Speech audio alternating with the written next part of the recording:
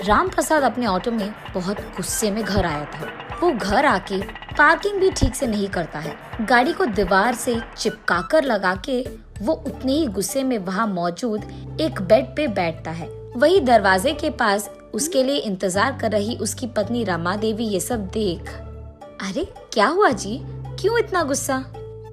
गुस्सा नहीं तो और क्या आएगा, ऐसे वो क्रोध में बात करता है। हाय भगवान, पहले ये तो बताओ कि हुआ क्या, इस गुस्से का कारण क्या है? अरे हर रोज इतना मेहनत करके जो पैसे मैं कमा रहा हूँ वो सब तो पेट्रोल भरवाने में ही जा रहा है। अब मेरे बचत के क्या पैसे रहेंगे और मैं क्या कमाऊंगा? अच्छा, तो बढ़ रहे पेट्रोल रेट्स पे है आपका गुस्सा? मैंने तो कुछ और ही सोच लिया था। अच्छा, तो तुम्हें मेरा वजह छोटा लग रहा है? अब आप अकेले तो नहीं हो ना जो इस मुश्किल से गुजर रहा है। देश के सारे लोग इसी मुश्किल से गुजर रहे हैं। तो क्या मैं गुस्सा नहीं कर सकता हूँ इस बात पे? नहीं, मैं ये कह रही हूँ कि सिर्फ आपके गुस्से से कुछ नहीं होगा। आपके ही तरह अगर सभी को इतना गुस्सा आया, सिर्फ तभी इस मुसीबत का एक हल मिलेगा। अच्छा, तो मैं क्या करूँ वो भी तुम ही बता दो। तो पहले आप इस पेट्रोल रेट्स के बारे में सोचना बंद कीजिए और ये सोचिए कि हर रोज आपके ऑटो चढ़ रहे ग्राहकों को दुगना कैसे बनाएं। मतलब अब मैं क्या करूं? मेरे एक ऑटो को 2 में बनाऊं या फिर मेरे ऑटो के पीछे एक और ऑटो लगाऊं? ऐसे पूछता है गुस्से में। इतने में रमा देवी कुछ कहने ही जा रही थी कि राम प्रसाद को ऐसे लगता है कि अचानक उसे कुछ समझ आया और वहाँ से उठकर तुरंत उसके ऑटो के पास जाकर उसे जांचने लगता है। ये देख रमा देवी, क्या हुआ जी, अब फिर से क्या हो गया? ऑटो को ऐसे जांच क्यों रहे हो आप? खा जाओगे क्या उस ऑटो को? अरे नहीं, मैं ऑटो को नहीं खा रहा। अभी मुझे एक अच्छा आइडिया मिला है, बस यही सोच रहा हूँ कि उसको करके कैसे दिखाऊं, ऐसे कहता है।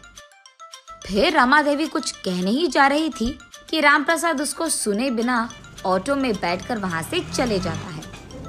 ये आदमी तो मुझे कभी समझ में नहीं आएगा, ये सोचकर वो अपने काम करने लग जाती है। बहुत देर के बाद राम प्रसाद उसके घर लौटता है। रमा देवी अपने पति राम प्रसाद को और उसके द्वारा लाए गए उस अजीब ऑटो को देखते ही रह जाती है। ये क्या है जी? ऐसे पूछती है आश्चर्यचकित होकर। अब तुम ही तो कह रही थी कुछ देर पहले कि मेरे ग्राहकों को दुगना बनाना चाहिए, तभी मुझे ये विचार आया। मैं एक पुराने ऑटो को लेकर उसके सामने के भाग को काट कर उस भाग को मेरे ऑटो से जोड़ दिया है मैंने। अब मेरे ऑटो बहुत सारे लोग चढ़ेंगे और मुझे ज्यादा पैसे भी मिलेंगे। मेरा पति तो बहुत चालाक है, ऐसे कहकर खुश हो जाती है रमा देवी। अगले दिन से राम प्रसाद की सोच के अनुसार ही बिना कोई मतलब के भी बहुत सारे लोग राम प्रसाद के अनोखे ऑटो में सैर करने चढ़ जाते थे और इसी कारण उसको बहुत सारे पैसे मिलने लगे। उसका तो लाभ चल रहा था। ऐसे ही कुछ दिनों में राम प्रसाद का ऑटो सुबह से शाम तक बहुत भीड़ था और पैसे भी उसे ऐसे ही मिलते थे, इतना कि राम प्रसाद को आराम करने का भी समय नहीं था। ऐसे कुछ दिन चल रहा था। उसके बाद उसके भीड़ित ऑटो को देख पुलिस उसके पास आते हैं। ऑटो को रोककर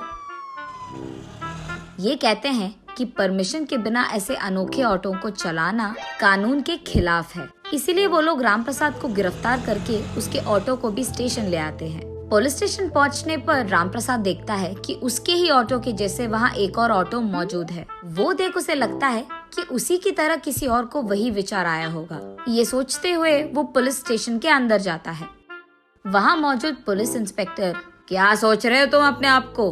तुम्हारे इस अनोखे ऑटो में लोगों को बिठाकर ग्राहकों को डराना चाहते हो तुम? और इतना ही नहीं, तुम अपने ही जैसे ऑटो बनाकर बेच भी रहे हो। चल क्या रहा है हाँ?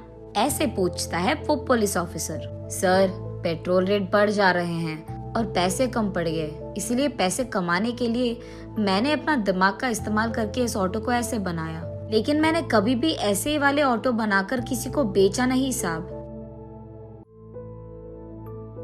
तब वो पुलिस ऑफिसर वहाँ मौजूद एक आदमी को देख, ये देखो, ये आदमी भी तुम्हारे जैसे एक ऑटो चला रहा है। जब मैंने पूछा उसने कहा कि तुमने ये ऑटो उसको बेची है, ऐसे कहता है। राम प्रसाद उस आदमी को देख ऑफिसर से ऐसे कहता है, साहब मैंने तो इस आदमी को कभी नहीं देखा है, ये तो पहली बार है इसको देखना। ये सुनकर वो पुलिस ऑफिसर उस आदमी की ओर गुस्से में देखता है और ऐसे कहता है, क्यों मुझसे ही खेल खेल रहे हो तुम?